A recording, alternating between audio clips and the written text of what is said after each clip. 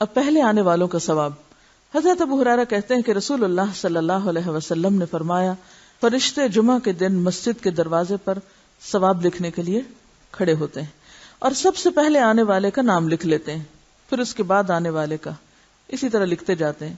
جو شخص نماز جمعہ کے لیے اول وقت مسجد میں جاتا ہے اس کو اتنا ثواب ملتا ہے جتنا مکہ میں قربانی کے لیے اونٹ بھیجنے والے کو ثواب ملتا ہے.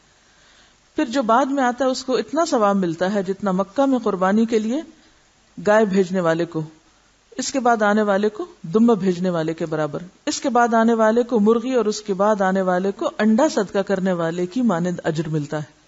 پھر جب امام خطبہ دینے کے لیے نکلتا ہے تو فرشتے دفتر لپیٹ دیتے ہیں اور خطبہ سننے لگتے ہیں. رجسٹریشن کمپلیٹ، کون کون داخل ہو گیا اس ثواب میں، بس اب دروازہ بند. تو نیکی کے کاموں میں تاخیر کرنا اور ہمیشہ ڈیلے کرنا اور پیچھے رہنا، اس کے بارے میں حدیث آپ نے پڑھی ہوگی کہ کچھ لوگ پیچھے رہتے جاتے ہیں حتیٰ کہ اللہ ان کو پیچھے ڈال دیتا ہے.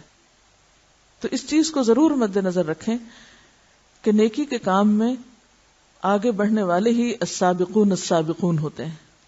اللہ یہ کہ کوئی عذر ہو، کوئی تکلیف ہو، وہ اور بات ہے، لیکن عادت نہیں بنا لینی چاہیے سستی اور کسل مندی اور تاخیر کی.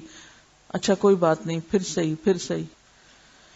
رسول اللہ صلی اللہ علیہ وسلم نے فرمایا جمعہ کے دن ایک گھڑی ایسی ہے کہ جو مسلمان اس گھڑی میں اللہ سے بھلائی کا سوال کرے تو اللہ تعالیٰ اس کو قبول کرتا ہے.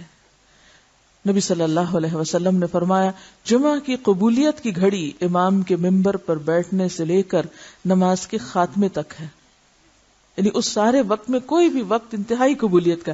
اچھا اب نشاندہی بھی کر دی گئی اور بتا بھی دی گئی کہ ایک گھڑی، اس سے کیا فائدہ ہوگا کہ لوگ اس وقت کو پوری طرح اللہ کی طرف متوجہ ہو کے گزاریں گے کہ معلوم نہیں کون سی گھڑی اور میں اس گھڑی میں ادھر ادھر دیکھتا ہوا غافل رہ کے وقت ضائع کر بیٹھوں، یہ چانس گنوا بیٹھوں.